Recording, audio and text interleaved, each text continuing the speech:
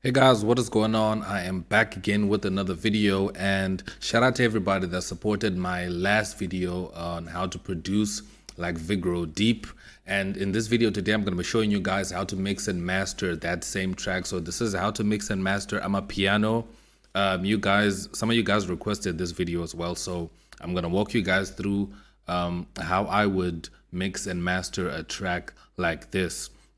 Okay, so if you're new here, consider subscribing. I have a lot of great content here, and we have such a big, dope community of producers here. So feel free to comment, feel free to drop a like, and welcome, welcome, welcome.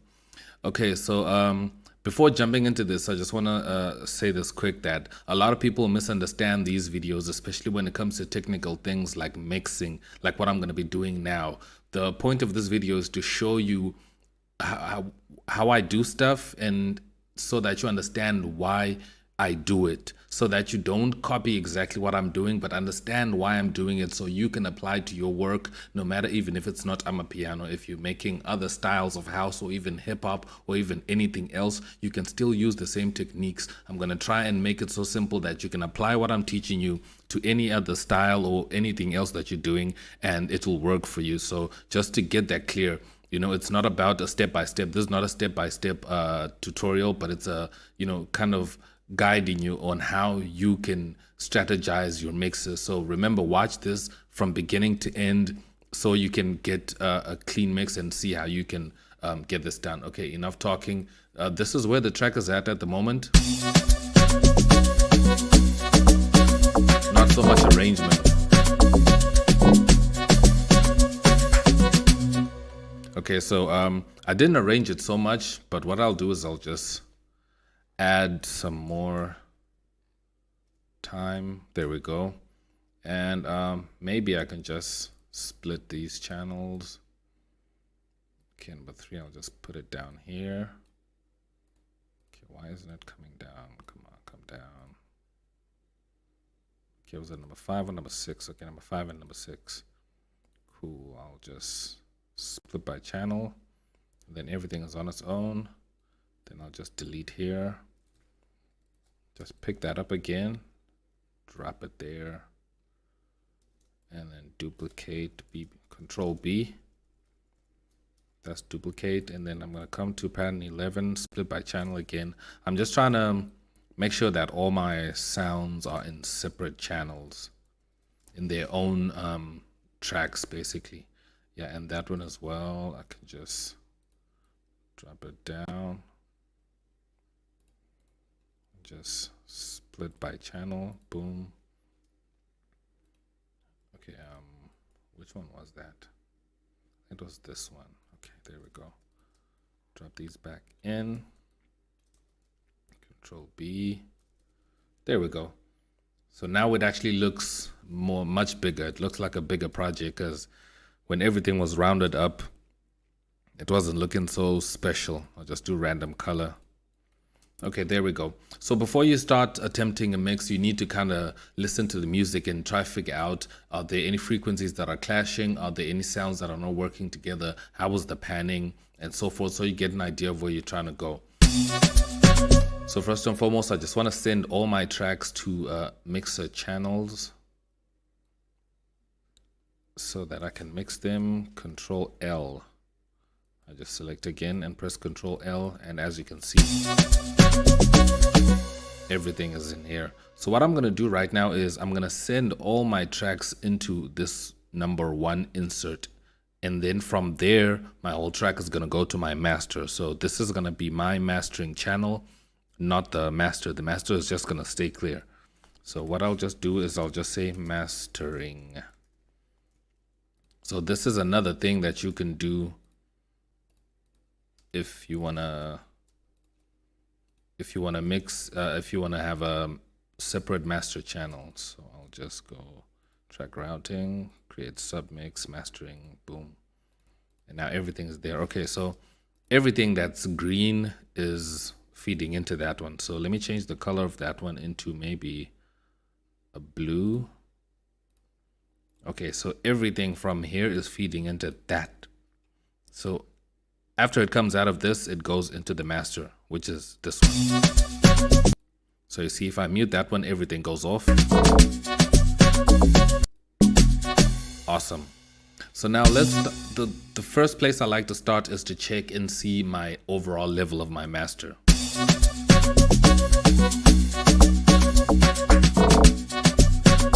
And as you can see, I'm actually clipping. I'm going very loud. So what I'll do is I'll just press Control Shift and select all my channels and lower them till like maybe minus, let's say minus 9 dB. Try that again. Now you can see that we have headroom. We're around minus 9 over here. So we have all this headroom to work with and make sure that we build up to.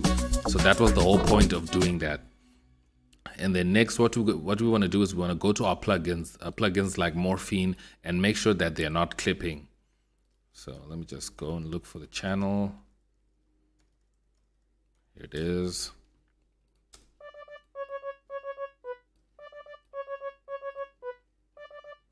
Okay, there it is. I'm just going to give it a little bit more gain.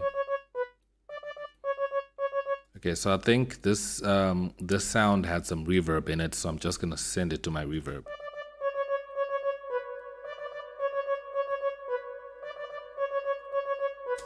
Now let's move to the purity. The purity is this one. Let's see what I have in there. Okay, I have that sound, and purity sounds don't have so much gain. So now that we have headroom here, I can lift it if I feel like it doesn't have so much volume. I can just do that and then send it to a reverb.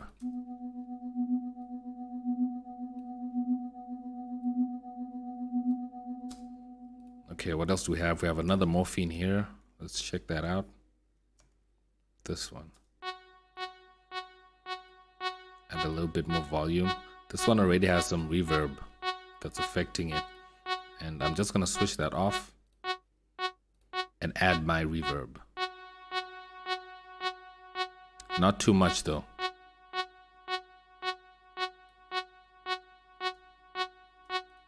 Okay, awesome. Let's move on to the other Morphine, this one.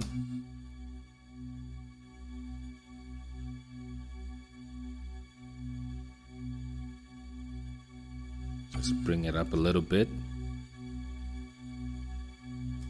And what I can do is I'm gonna stereo enhance this and add stereo enhancer, and just put for strings. The four strings preset in stereo enhancer gives a doubling effect. You'll hear what I mean. This is without. It's right there in the middle, and if I switch it on,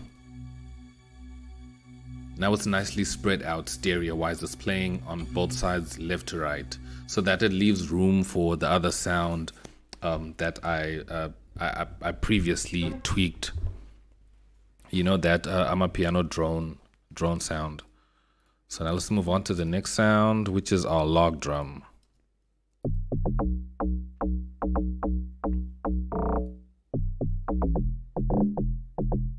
So the thing with amapiano is that log drum is always the most prominent thing. It's even more prominent than the kick. That's why it does a lot of attack. So let me just make sure I raise it up a little bit. And I'm gonna add a little bit of bass boost to the log drum, because I could layer a sub frequency instrument to this, but I don't want to do that. I just want to keep log drum on its own, and then I'll just add frequencies. I will show you how to do that. Matter of fact, let me do that now while we're still here on the log drum. So what I like to use to do this is R bass by Waves. Let me see if I can find it. Gravity, Vox, Verb. Okay, let me go this side. Installed effects, not new, VST. Go down, R bass. There we go. And I'm going to use it in mono. There we go. So let me play that back. just switch the frequencies.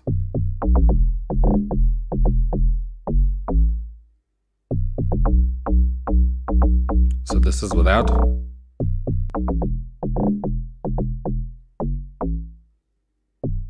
This is with. So you can hear the difference, the way it adds that 50 hertz frequency. It is amazing. It adds that real low rumble that you want to have your log drum and the bass banging, and make sure that the subwoofers shake. If you're playing it in your car and you have massive subwoofer, this will guarantee that your log drum will be knocking. So our log drum is good. Let's move on to our next sound. I think I have a B4, but I didn't play anything using the B4, so I think we're fine. Now let's move to mixing the drums. So I like to start with the drums first and see where my kick is at. So I think what I'll do is just play the track. Just find where my kick is. Yeah, mixing is not fun. Mixing is very tedious, and a lot of people don't make it. Okay, here's my kick. Just look for that. Solo. There it is. I'm just gonna raise it up a little bit. Add an EQ. Add an EQ and see what my EQ is doing. So I'm just gonna raise a little bit of frequencies here around 150 hertz, just to give it a little bit more body. And just lower the highs because I hear a little bit of a clip. And the thing with amapiano is that the kicks are not so powerful. So right now I'm hesitant to add a little bit of distortion, to add more harmonics. But you know what? I'll just do it in. Let me mix a little bit. Just add a little bit of harmonics. This is without. And this is with. You can see the harmonics that are added. I'll just lower this a little bit. There we go. Perfect. So I'll just solo the kick.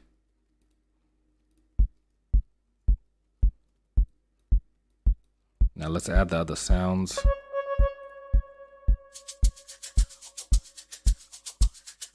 So we have the shakers. So what I'm going to do with the shakers is that I'm going to split them up. Pan one to the left and the other to the right.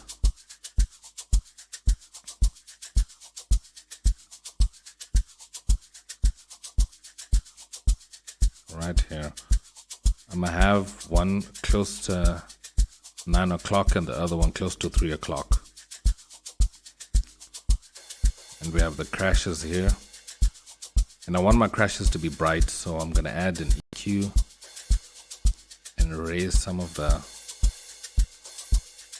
high frequencies. Because I don't want to give it volume, but I just want to give it a little bit of shine, because I don't want it to be loud at the same time as well. And I'm just going to cut off some of the low end. Now let's check that snare. It's actually a rim. I'm just going to raise it a little bit. And it sounds cool. It's good quality.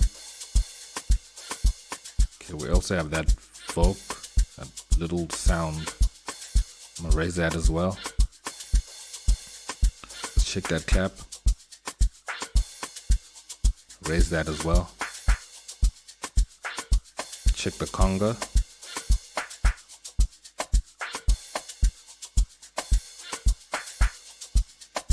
And I can hear that this conga has a bit of stereo imaging in it as well. And I like that, gives it more character. Let's check out the other snare. Okay, we want the snare to be more prominent.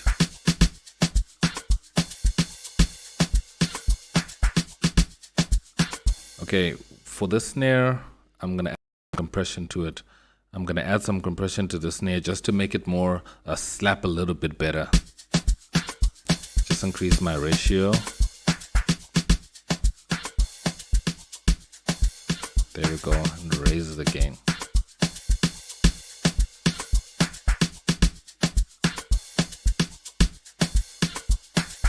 just lower my attack and raise my release.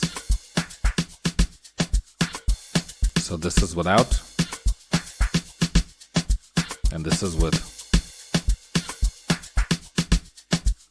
So you can hear that my snare has more body and it's slapping a bit harder, and it's now shorter. It's no longer sustaining as much as it does originally. Just open up the other conga, and I'm gonna add an EQ to this conga because I want to boost some of the frequencies and make it more mid-rangey, because the other conga is a bit high. There's more on the high section over here. I'm gonna raise it here in the mid-range. Lower some of the treble.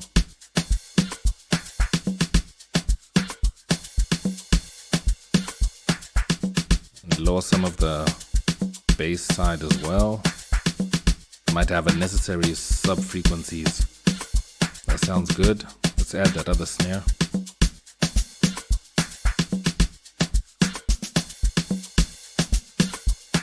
Okay, so this is our military snare. I'm gonna add a compressor again and do the same thing. Or I can just, let me delete that compressor. Just copy the same compressor that I used for the other snare and just boom.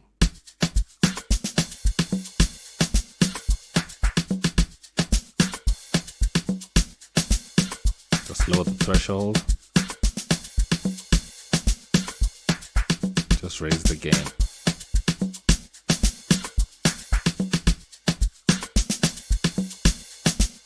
So this military snare is giving this is giving this track more presence in the high mids, and then this other snare is kind of in the mids and the low mid side, so they are not fighting for frequencies in the same space. That's why they make sense together.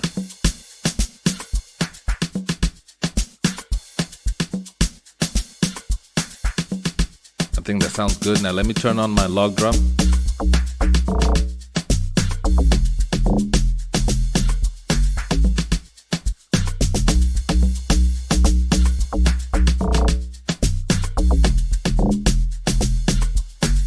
Sounds good. Now let me bring in the purity and bring in the morphine.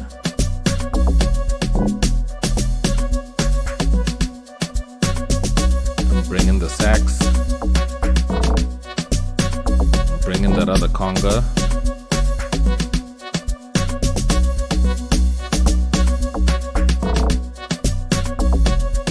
And bring in this other cymbal over here.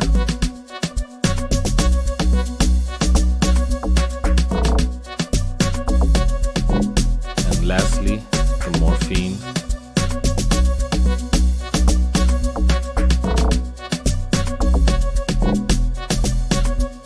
Now to check our level, you can see our level over here is -3 dB. And that's a safe place to be at -3 dB, because when we get to mastering, we can then lift it up.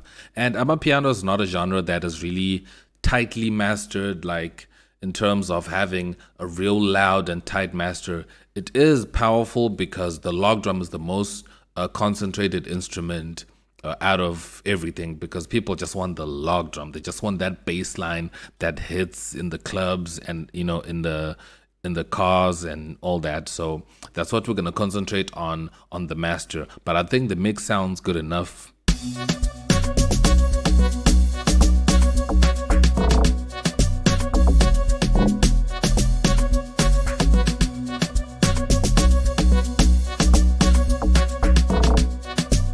Okay, so now if we come to the master, the first thing we want to do is add an EQ. Rule of thumb is always add a 30 hertz to 18 hertz cut. Boom. So now with that cut on, we make sure that all the frequencies above and below all those frequencies is going to be cut off, and they're not going to accidentally trigger our limiter. Yeah, because you can barely hear what I've cut out here. If I do a back an on and off, you won't even hear the difference. See, no difference at all. Okay, so what I want to do first is tone the track. So I'll add an EQ. Lift some of these mid-range and lift some of the bass, because we want this to be banging and to really thump, and lower some of the highs and kill some of the low mid. So this is basically kind of a smiley face EQ that I did, you know, when you raise more on the treble side and on the bass side as well, and just dip some of the mid-range out. I just did kind of a smiley face style EQ, you know, just for a tone. And then next, what I want to add is a compressor. So what I'll just do is I'll add a multi-band compressor, and this compressor is really tricky. I think I need to do a tutorial now to use this compressor properly, because multi-band compressors are really powerful and they do a really great job. If you don't really know how to use it yet, you can just use the presets. It has really good presets like the general purpose and general purpose 2, and the mastering presets are actually pretty fine. And let me know down in the comments if you want to see me use this compressor. But usually the compressor I use is the FabFilter Pro C. That's the one I normally use for mastering, and they have also really nice presets here for mastering. I like to use the gentle wide mastering. That's the one I really like. So let's check that out. Just raise my threshold all the way up. Just make sure that my levels are not going, okay, plus, and just bring it back to 0, because it adds gain, and we're not trying to add gain. So I'm just going to lower the threshold a little bit.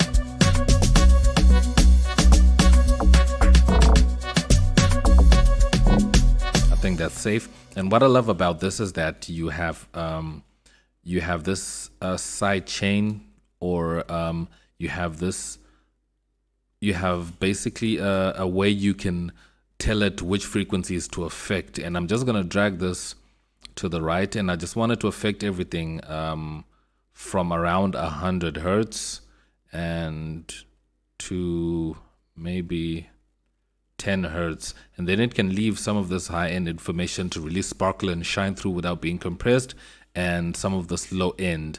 And I'm sure it's gonna shine, because I want the log drum to be nice and loose. I don't want it to be too tight. But I just want to control my mid-range, because that's where a lot of drums and information is being concentrated on. So that's why I just wanted to affect here. That's why I love using the FabFilter. But if you have another way you use to do the same thing that I did just now, to do, you know, more concentrated and focused compression, let me know also down in the comments how you do that and which compressor you use. But this is the way I use the FabFilter Pro C for, because I love this function. So this is without and with. And that's what I love about mastering. It's subtle. It's not supposed to be something that is like night and day, you know, unless if you're now adding volume, of which right now I'm just controlling the sounds and not really adding volume yet. Now we're going to get to the point where we add volume. So now we just need to add a limiter. And the limiter I normally like to use is the Pro L, or I can use the L2 from Waves as well. It's also a nice, it's also a very nice limiter. Or you can use the Fruity limiter itself, or Maximus. Maximus is actually pretty good, but I don't normally use it.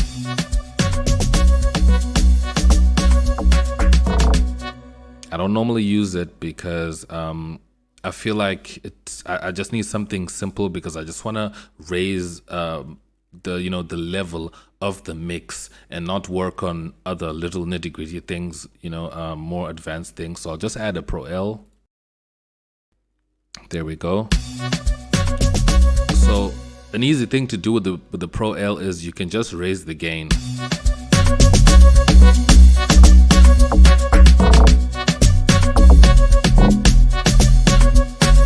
Up until a comfortable level, or you can just use a preset. They have really good presets. I usually go into dance electronica and I go down to house, and I usually pick anything like maybe loud and punchy if I'm making something loud. But usually for piano, I usually like to use natural loudness. That's the preset I like to use, and change the style to transparent. Or you know what? I'm gonna make it dynamic because I want this track to be dynamic.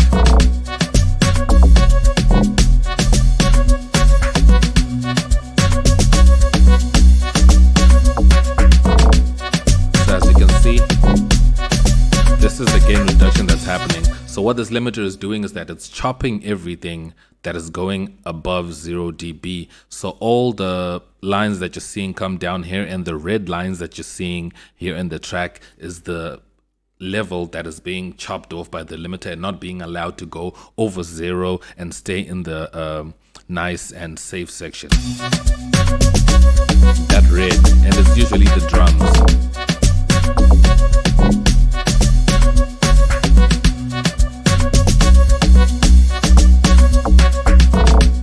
Okay, so this is without the mastering, and this is with.